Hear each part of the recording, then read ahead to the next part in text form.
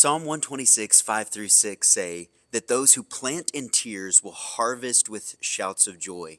They weep as they go to plant their seed, but they sing as they return with a harvest. You know, everybody has difficult, trying seasons in their life. Seasons where we feel like giving up, seasons where we just don't have the energy anymore, seasons where maybe you feel like a total loss of your identity or who you are.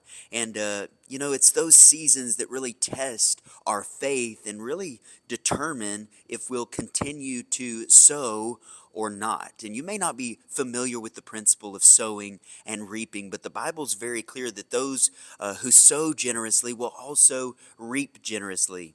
And I think that can apply to anything in our life. But you know, the interesting part about Psalm 126 is that it talks about the season where the farmer is sowing. You know, in seasons where things are difficult or really hard, it can be difficult to want to show up.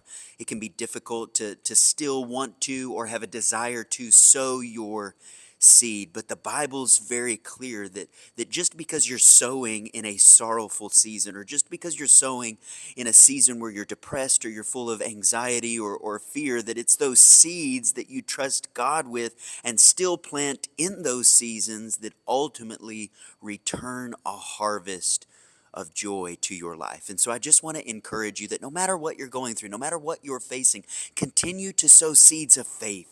Continue to sow seeds of praise and thanksgiving to God, because one day the situation might just turn around and He'll promise a season of joy is on the way.